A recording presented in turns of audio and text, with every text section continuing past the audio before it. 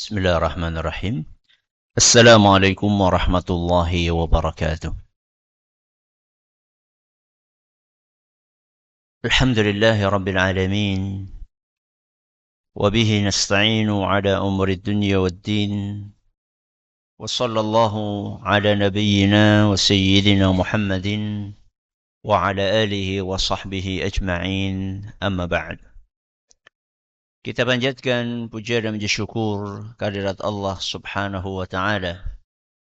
Pada kesempatan malam yang berbahagia kali ini, tanggal 13 Safar 1445 Hijriah atau yang bertepatan dengan tanggal 29 Agustus 2023, kita kembali diberi kekuatan, kesehatan, hidayah serta taufik dari Allah Jalla wa'ala, sehingga kita bisa kembali menghadiri pengajian rutin adab dan akhlak di Masjid Jenderal Besar Sudirman di kota Purwokerto ini.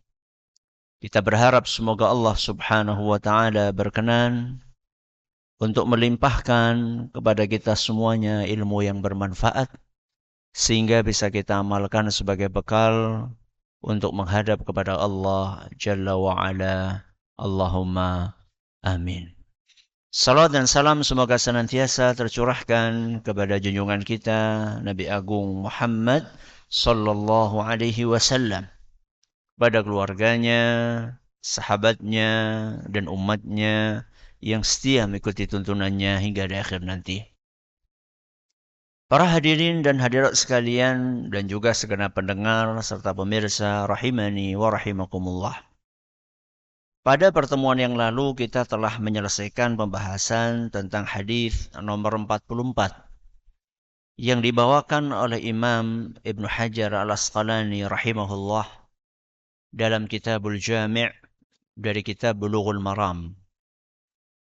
Sehingga malam hari ini dan malam-malam berikutnya kita akan mengkaji hadis nomor 45,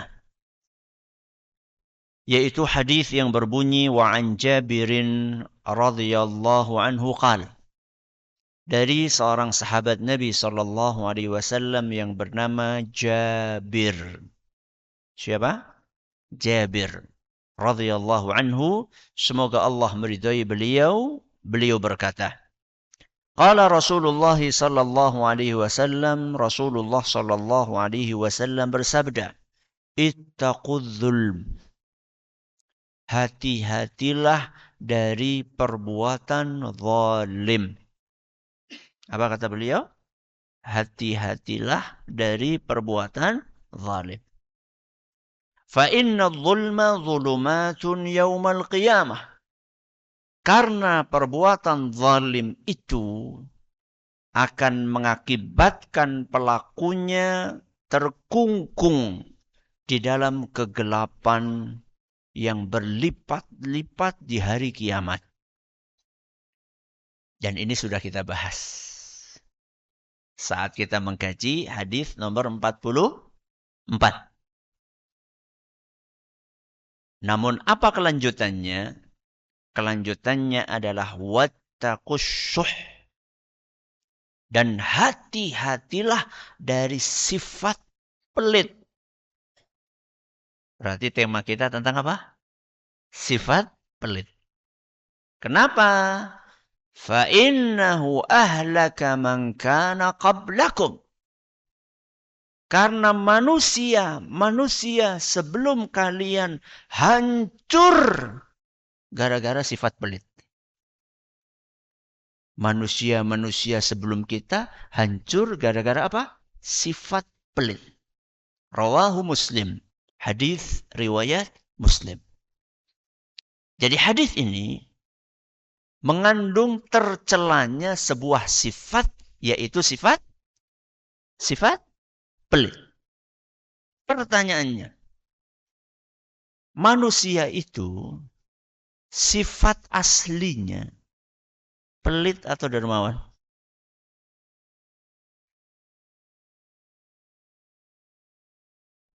Yakin? Yakin sifat aslinya. Gawan bayi nih. Manusia itu lahir membawa sifat pelit. Apa sifat dermawan? CGW. Jenengan ya. Lebih suka kedatangan orang minta bantuan atau kedatangan orang ngasih bantuan? Suka mana? Jeneng amleng. Lebih suka kedatangan orang ngasih bantuan.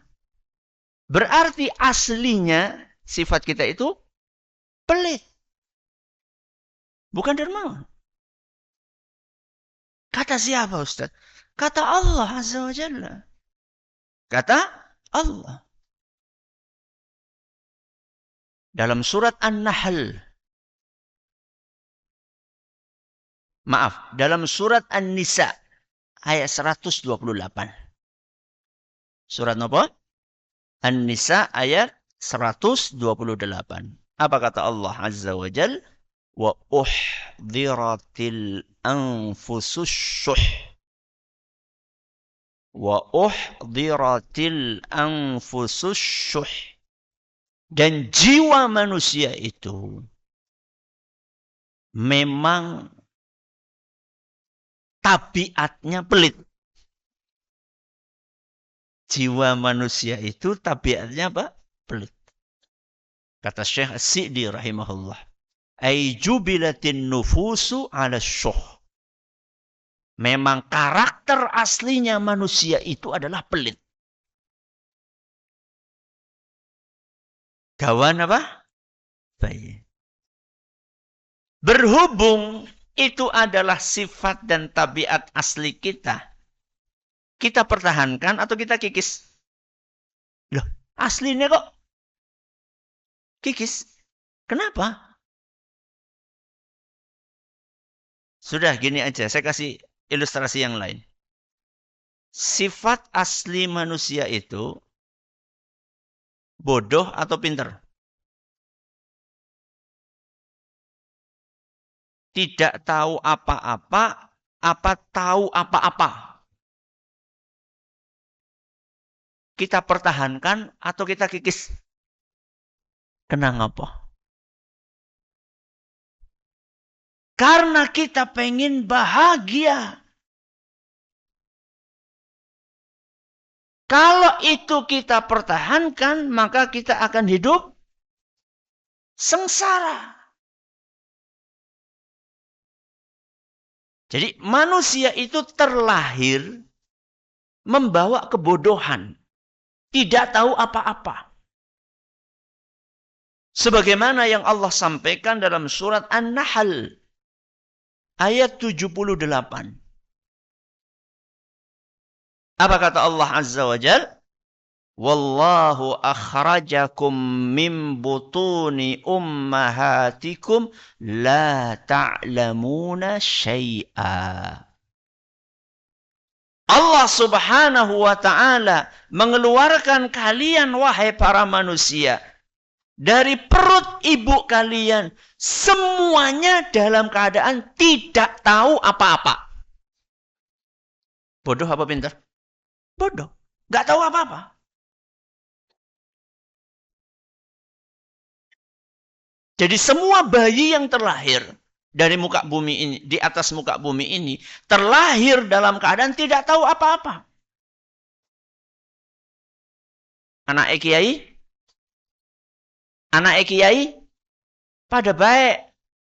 Anak ustadz sama aja. Anak dosen sama aja. Anak ulama sama aja. Semua terlahir dalam keadaan tidak tahu apa-apa. Berarti sifat aslinya manusia itu adalah bodoh. Tidak tahu apa-apa. Kenapa tidak kita pertahankan kebodohan tersebut? Karena kita pengen hidup bahagia. Orang yang bodoh itu hidupnya sengsara. Kalau karakter bodoh itu dipertahankan, maka akan gampang sekali dibodohi. Jadi penjual dibodohi sama pembeli. Jadi pembeli dibodohi sama penjual. Enak? Nggak enak. Jadi penjual, kalau bodoh nih ya, kalau penjual bodoh, maka dia akan dibodohi sama pembeli. Pembelinya ngasih duit 50.000, penjualnya ngasih kembalian 100.000. Ngasih duit 50.000 kok kembaliannya berapa? 100.000. Kenapa? Karena bodoh, nggak bisa ngitung. Sengsara? Sengsara lah. Itu kalau jadi apa? Penjual. Kalau jadi pembeli? Bodoh. Pembeli yang bodoh. Akan dibodohi sama siapa? Penjual. Barang 50.000, kata penjualnya harganya 100.000. Maka orang yang bodoh hidupnya sengsara. Rakyat yang bodoh pun hidupnya sengsara. Buktinya sengsara. Dibayar 100.000, milih pemimpin yang menyengsarakan 5 tahun. Berapa? 100.000.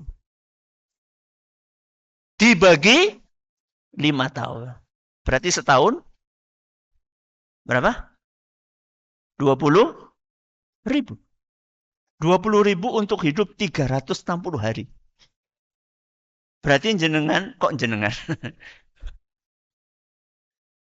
Jenengan itu dibayar, dihargai suara jenengan sehari berapa? Ya bagi aja, 20.000 bagi berapa? 360. Berapa sehari? Mangpe. Jenengan tahu mangpe apa? Berapa mangpe? 5 perak. Itu bodoh. Dan banyak orang yang suka dengan kebodohan tersebut. Makanya dipertahankan. Supaya setiap tahun bisa dibodohi. Cukup kasih berapa? 100.000, coblos anu. Tapi kalau kita pinter, kita belajar, kita jadi tahu. Pemimpin itu dipilih bukan berdasarkan berapa yang dia bayarkan. Tapi berdasarkan kapasitasnya. Berdasarkan kapabilitasnya. Dia punya kemampuan atau tidak untuk memimpin. Gak peduli dia partainya apa. Gak sama partainya, gak masalah. Yang penting dia punya kemampuan dan kapabilitas. Itu baru cerdas. Tapi kalau misalnya kita bodoh, sengsara hidup kita. Selalu dibodohi, milih pemimpin dibodohi, jadi penjual dibodohi, jadi pembeli dibodohi. Sengsara di dunia apa di akhirat? Di dunia dan di akhirat. Di dunianya selama sekian tahun hidupnya sengsara. Di akhirat ar-rashi wal murtashi finnar. Kata Rasul sallallahu alaihi wasallam, yang menyuap dan yang disuap masuk neraka. Hadis riwayat At-Tabarani dalam kitab beliau Al-Mu'jamul Awsat, dan isnadnya dinilai baik oleh Imam Ibnul Mulaqqin. Bayangkan, gara-gara bira 1.000 mlebu neraka, bayangkan. Priwe berarti ngesuk ana bagi-bagiin cukup ora? Hah? Ora. Ora salah. Some. Jangan mau. Ya. Nek sejuta. Ya, mikir-mikir. Neraka loh, neraka. 1 juta masuk apa? Neraka. Jangan mau dibayar 1.000.000.000 masuk neraka? Nggak mau. 1 triliun pun nggak mau. Ya. Jadi, sifat dasar manusia itu adalah bodoh. Tapi walaupun itu sifat dasar, kita nggak boleh pertahankan. Karena kita menginginkan apa tadi? Kebahagiaan. Begitu pula sifat pelit. Begitu pula sifat pelit. Walaupun sifat dasar manusia adalah pelit, tapi sifat pelit ini tidak boleh dipertahankan. Harus kita kikis karena apa tadi? Kita menginginkan kebahagiaan. Dan kebahagiaan hanya akan didapatkan dengan kedermawanan, bukan kepelitan. Siapapun yang mengharapkan hidup bahagia, maka dia harus punya sifat dermawan. Kebalikannya, orang yang punya sifat pelit, maka hidupnya pasti sengsara. Kenapa? Kata Rasulullah sallallahu alaihi wasallam dalam sebuah hadis yang diriwayatkan oleh Imam Al-Bazzar dan isnadnya dinilai hasan oleh Imam Al-Iraqi. Kata Rasul sallallahu alaihi wasallam, "Wa ayyu da'in adwa'u minal bukhl?" Adakah penyakit yang lebih parah dari pelit? Jadi kata Nabi, bakhil itu apa? Penyakit. Penyakit gue diobati apa diuri-uri? Diuri-uri siapa? Siapa? Dipelihara, dipertahankan, dikembangbiakkan. Itu diuri-uri. Sok pada protes, aku nggak bisa jauh. Ya, di FB, di YouTube tuh pada protes gitu. Ustaz, nggak paham. Ya masalahnya ngarepku kan wong pada wong Jawa. Ya. Jadi penyakit itu diobati, bukan dikembangbiakkan, dipertahankan, disirami biar tambah subur, bukan, dipupuk, bukan. Maka hati-hati. Jangan sampai kita membiarkan penyakit ini berkembang biak. Ya. Jangan sampai pas esi nom medit, pas tua medit banget. Ya. Jangan sampai ketika masih muda pelit, pas tuanya apa? Pelit banget. Jangan. Jadi kalau pas masih muda pelit, berarti pas tua dermawan. Ya. Wis perak apa? Pacule. Ya, sudah dekat ajal. Sudah dekat ajal. Harusnya semakin mendekati ajal, kita semakin baik. Karena pelit itu penyakit, makanya Rasulullah SAW itu sering banget berdoa kepada Allah Azza wa Jalla meminta supaya dihindarkan dari sifat pelit. Karena itu sifat yang buruk. Makanya Nabi SAW minta kepada Allah supaya dilindungi dari sifat buruk tersebut. Kata Anas bin Malik dalam sebuah hadis yang diriwayatkan oleh Imam Bukhari, "Kuntu akhdimu Rasulullah sallallahu alaihi wasallam kullama nazal." Kata Anas, setiap Rasulullah SAW singgah ada keperluan, selalu aku yang melayani beliau. Siapa? Anas. Berapa tahun? Melayani Nabi SAW berapa tahun? 10 tahun. Sejak masih umur SD kalau bahasa kita. Jadi ketika ibundanya Anas mendengar Rasulullah SAW datang ke mana? Madinah, hijrah. Dari Mekah ke Madinah. Kan saking senangnya orang-orang Madinah kan ngasih apa yang mereka bisa kasihkan kepada Nabi SAW. Ada yang ngasih tanah kepada Nabi SAW, ada yang ngasih uang, ada yang ngasih kendaraan. Nah ibundanya Anas ini nggak punya apa-apa. Apa yang diserahkan kepada Nabi SAW? Anak.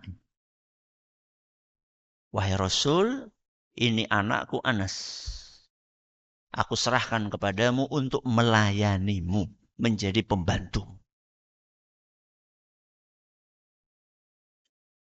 Dan sangat beruntung Anas bin Malik.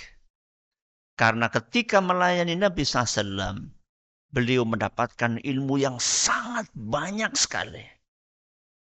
Makanya Anas itu salah satu dari 7 sahabat Rasul SAW yang riwayat hadisnya paling banyak. Ribuan hadis. Selama berapa tadi? 10 tahun.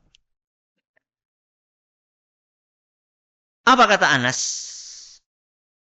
Setiap Nabi SAW mampir, setiap Nabi SAW singgah, fakuntu asma'uhu yukthiru an yaqul. Aku memperhatikan Rasulullah Sallallahu Alaihi Wasallam sering sekali membaca doa berikut. Apa doanya? Allahumma inni a'udzubika. Apa artinya? Ya Allah, aku mohon perlindungan kepadamu dari. Aku mohon perlindungan kepadamu dari. Setelah itu Nabi SAW menyebutkan 8 perusak kebahagiaan. Berapa? 8 perusak kebahagiaan. Apa 8 itu? Kata Nabi SAW, minal hammi wal hazani. Aku mohon perlindungan kepadamu ya Allah. Pertama dari al-ham. Yang kedua dari al-hazan. Apa bedanya? Al-hammu itu adalah kekhawatiran tentang sesuatu yang belum terjadi. Apa? Kekhawatiran sesuatu yang belum terjadi. Kalau al-hazan adalah kesedihan berlebih atas sesuatu yang sudah terjadi. Jadi yang merusak kebahagiaan seseorang itu adalah terlalu mengkhawatirkan sesuatu yang belum terjadi atau terlalu sedih atas sesuatu yang sudah terjadi. Berarti biar bahagia bagaimana? Biar bahagia bagaimana? Fokus dengan sesuatu yang sedang kita hadapi. Apa yang sedang kita hadapi sekarang? Apa yang sedang kita hadapi sekarang? Ngaji. Fokus aja ngantuk. Gue bahagia. Yang merusak kebahagiaan ini apa? Duh, engko nek sandalku hilang kepriwe. Nah, gue ham gue jenengane. Kekhawatiran sesuatu yang belum terjadi. Akhirnya nggak fokus. Nggak fokus apa? Ngaji. Wal hazan. Dan sesuatu yang sudah terjadi. Sesuatu yang sudah terjadi. Ya Allah, kena arep ngaji, apik-apik. Dadakan bocor mau. Dadakan bocor mau. Wis kedaden, wis. Sudah kejadian. Banyak bocor tadi. Sudah lewat. Lewatin aja. Ya tetap ditambal, tetap. Iya, masa orang ditambal? Ya tetap ditambal. Cuman duit yang berkurang, energi yang terbuang, agak telat sampai di sini. Resiko dari apa tadi? Ban bocor. Itu sudah terjadi. Sudah. Lewatkan. Gak usah terlalu dipikirkan. Gak usah kemudian kapok. Kapok apa? Ngaji. Terus ngapa berarti? Nonton ebek. Ben ora bocor bane. Ya. Sudah lewat, sudah. Jadi yang merusak kebahagiaan seseorang itu adalah al-hammu wal hazan. Al-hammu itu kekhawatiran sesuatu yang belum terjadi. Al-hazan itu adalah kesedihan atas sesuatu yang sudah terjadi. Berarti kebahagiaan adalah apa tadi? Fokus dengan apa yang kita hadapi sekarang. Sekarang apa yang kita hadapi? Fokus di situ. Baru berapa ini? 2. Terus apa kelanjutannya? Kata Nabi SAW, wal ajzi wal kasali. Wal ajzi wal kasali. Al ajz itu artinya adalah kelemahan. Apa? Kelemahan. Ketidakmampuan. Ketidakmampuan. Al-kasali adalah kemalasan. Jadi kita diajari sama Nabi SAW untuk minta perlindungan dari ketidakmampuan dan dari apa tadi? Kemalasan. Bedanya apa sih? Nggak mampu sama malas. Bedanya apa?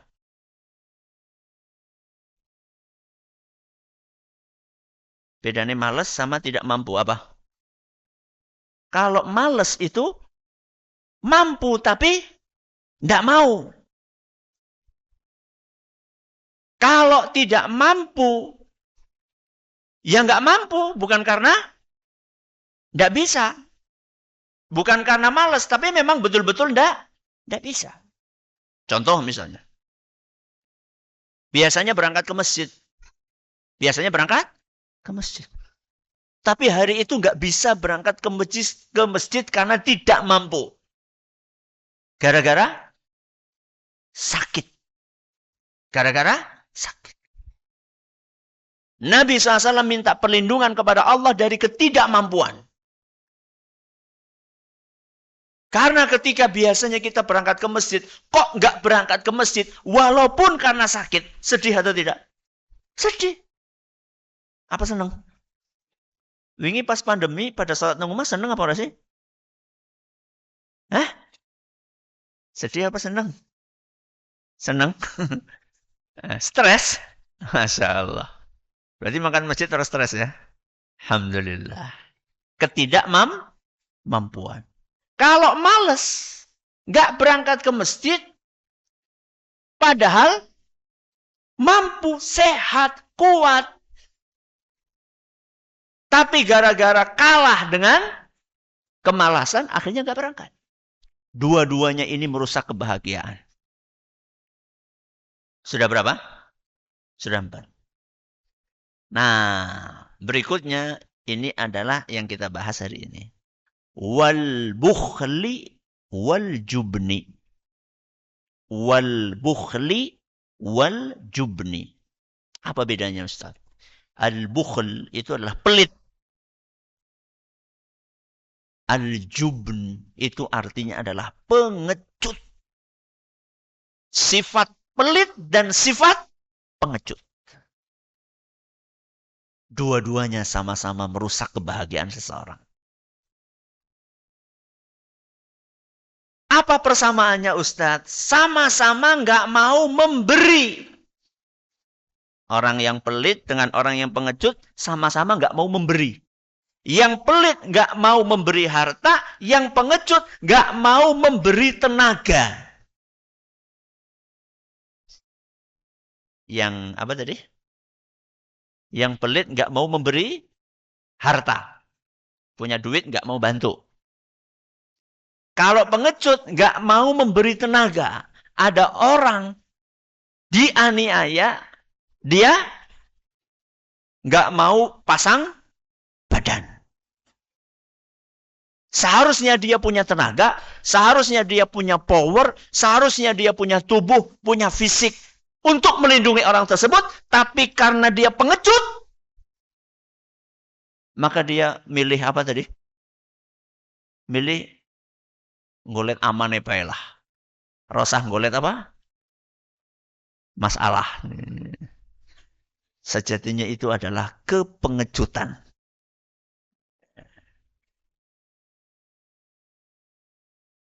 Berarti kita ini yang mana ini? Yang pemberani apa yang pengecut ini? Ya. Ini yang keberapa? Yang keenam. Bisa tuh, tapi kan premane ono medeni Ustaz. Ya minimal lapor apa? Polisi. Jangan apa? Jangan cuek, bebek. Lapor polisi. Lapor aparat. Kalau aparatnya sudah dilapori terus, santai aja, nggak apa? Nggak respon, nggak menindak, bagaimana? Salah ya deweke. Kita sudah apa? Menunaikan kewajiban kita. Ya. Setelah kita tunaikan kewajiban lapor, kok dia tidak menindak, berarti dia yang akan menanggung beban tanggung jawab nanti di hadapan Allah Azza wa Jalla. Sudah berapa? 6. Yang terakhir kata Nabi sallallahu alaihi wasallam, wa dhala'id-daini wa dhala'id-daini wa qahrir rijal. Wa dhala'id-daini wa qahrir rijal. Apa itu dhala'id-dain? Lilitan hutang. Apa? Lilitan hutang. Wa qahrir rijal, kezoliman orang lain. Kezoliman orang lain. Atau penindasan, bisa juga. Yang ketujuh, Nabi SAW minta perlindungan kepada Allah dari dhala'id dain. Hutang yang melilit. Kata Rasul SAW, hutang itu bikin malam nggak bisa tidur, siang malu dan takut keluar rumah. Duh, ngesuk ya. Mangsanya apa? Mangsanya nyicil. Duitnya urung? Anak. Malam nggak bisa tidur. Siangnya takut keluar rumah. Bok ada debt collector. Makanya orang yang bijak itu adalah orang yang memilih untuk hidup seadanya. Ada sebagian orang pengen kelihatan apa? Keren. Kemana-mana belanjanya gesek. Apa? Gesek. Jadi nek wis gesek kowe kayaknya kayak apa? Kayak wong sugih banget padahal ngutang. Jadi malu kalau bayar pakai apa? Cash. Teh. Adzan dulu saya. Alhamdulillah wahdah wassalatu wassalamu ala man la nabiyya ba'dah wa ala alihi wa sahbihi wa man ittaba'a hudah ila yaumil qiyamah amma ba'd. Jadi kita sampai apa? Lilitan hutang. Ya, lilitan hutang. Sehingga wajar orang yang terlilit utang itu memang gemerungsung. Ya, apa? Gemerungsung. Apa sih gemerungsung? Enggak tenang. Sehingga Rasul Shallallahu Alaihi Wasallam ketika ada sahabatnya yang wafat dan masih punya utang, kemudian dibayar sama siapa? Sama ahli warisnya. Apa kata Rasul SAW? Begitu dibayar, al-an barudat jildatuhu atau kama qala sallallahu. Sekarang baru kulitnya itu terasa dingin. Berarti sebelumnya itu apa? Panas. Ya. Orang punya utang itu panas. Nggak nyaman hidup. Subhanallah, orang tua kita dahulu. Tanahnya amba, utangnya sedikit. Nek dewek. Orang duwe lemah, utangnya Akeh. Coba lihat, kakek-kakek kita dahulu itu tanahnya apa? Luas-luas. Halaman rumahnya itu loh. Rata-rata mbah-mbah kita itu ketika kita berkunjung ke rumah mbah kita, halamannya itu bisa nggo bal-balan. Dan utangnya dikit. Kalaupun bahkan banyak yang tidak punya utang. Gimana cara mereka bangun rumah? Nabung, bangun, stop. Apa? Nabung, bangun, stop. Maksudnya boleh ngumpulin duit. Setelah terkumpul, bisa untuk bangun apa? Pondasi. Maka bangun pondasi. Begitu duitnya habis, pondasinya sudah jadi, apa? Stop. Terus nabung lagi. Nabung lagi. Setelah terkumpul cukup untuk habis pondasi apa? Bata. Ya. Maka dia akan bikin temboknya. Begitu duitnya habis, stop. Kalau sekarang kan enggak. Maunya langsung jadi.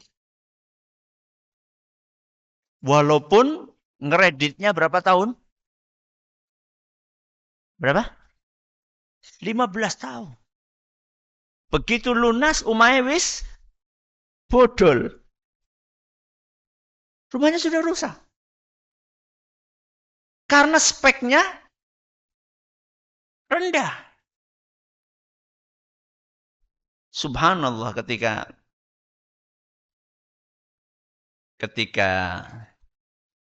kami dapat wakaf tanah dan bangunan di Kedung Wuluh itu dari keluarga besar kami, keluarga ayah kami. Itu di situ ada tanah dan ada rumah yang umurnya sudah 100 tahun rumah itu.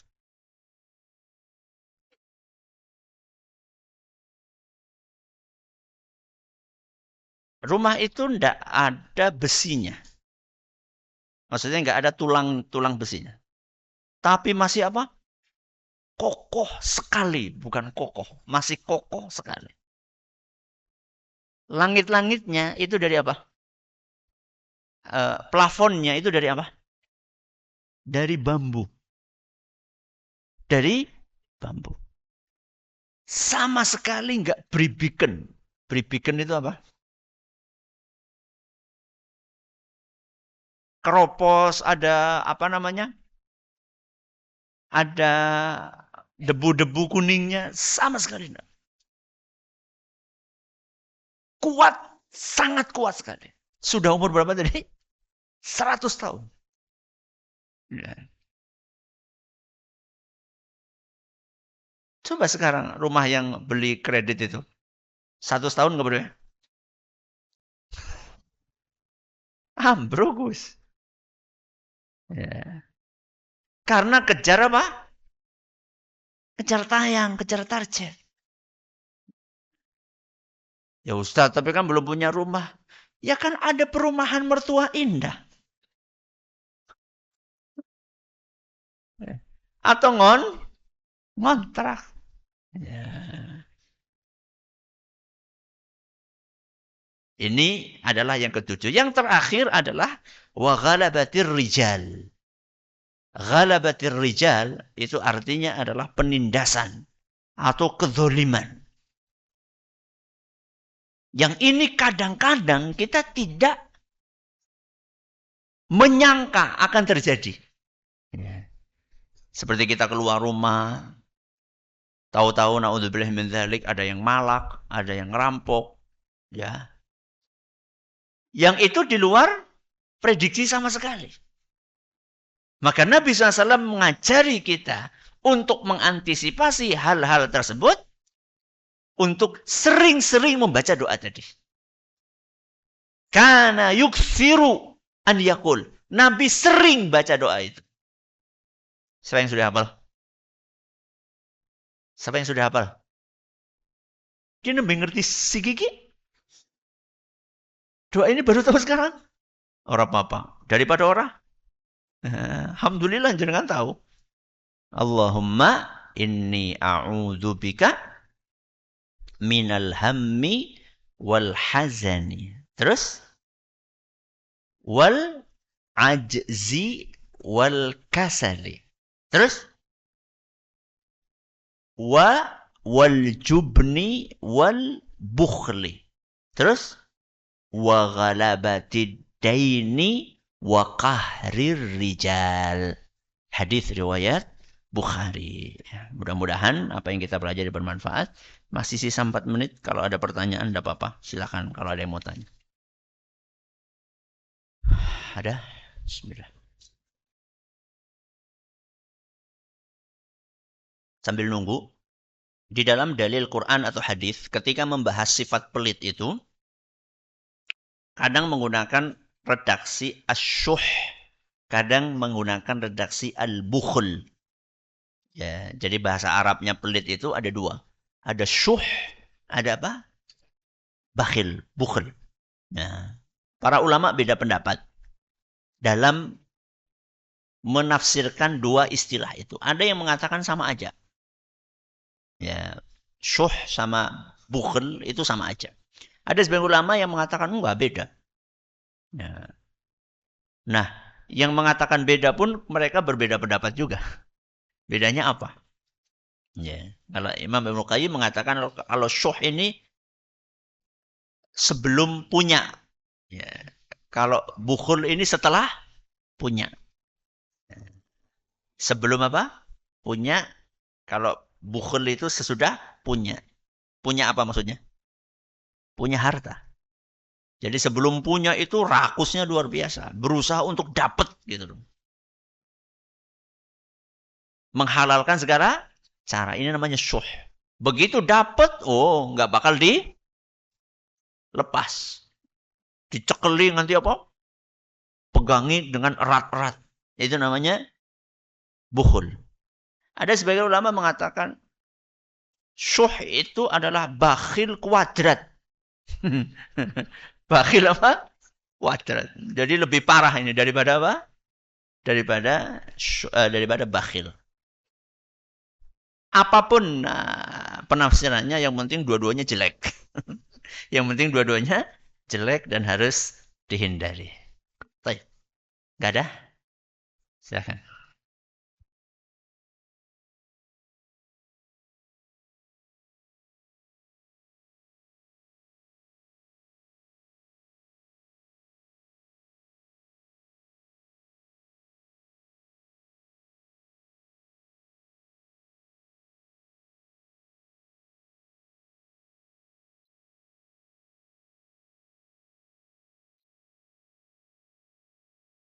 Betul.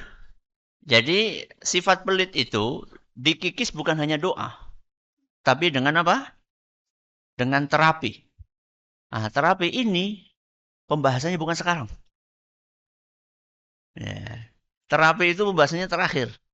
Ya, jadi besok, ya, pada pertemuan berikutnya kita akan membahas dampak buruk sifat pelit di dunia. Ya, nanti berikutnya lagi dampak buruk sifat pelit di akhirat.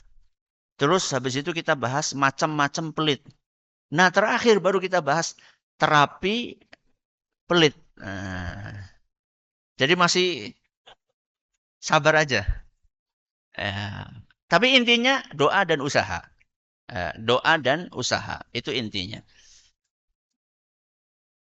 Jadi khawatirnya kan kita nggak sempat ketemu pengajian terakhir gitu. Jadi intinya itu. Intinya doa dan berusaha untuk mengobati itu.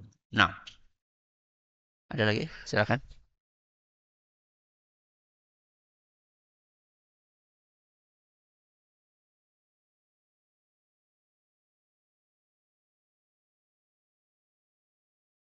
Kredit yang syariah. Nyari modal yang syariah gitu. Yang nggak pakai bunga. yang nggak pakai bunga. Pinjaman yang nggak pakai bunga. Di mana?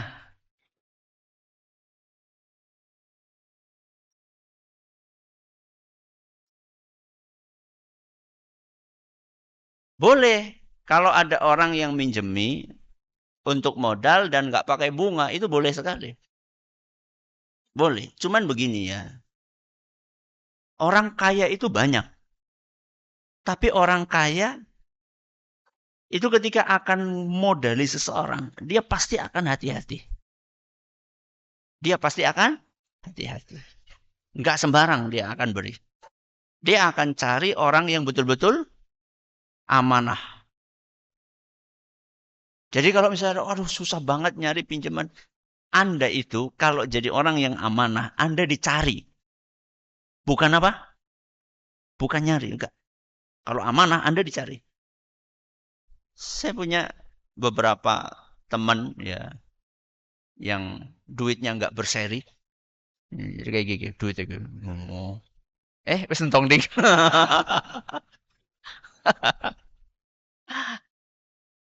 Jadi dia itu bingung mau dikemanakan gitu loh. Dia itu pengen buka usaha tapi nyari orang yang amanah itu susahnya minta ampun. Jadilah orang yang amanah, nanti akan dicari. Sama orang yang pengen apa? Menitipkan modalnya. Wallahu ta'ala ala wa alam. Mudah-mudahan bermanfaat bagi kita semuanya. Terima kasih atas perhatiannya. Menurut segala kurangannya, kita akhiri dengan doa kafaratul majelis. Subhanakallahumma wa bihamdika asyhadu an la ilaha illa anta astaghfiruka wa atubu ilaik. Assalamualaikum warahmatullahi wabarakatuh.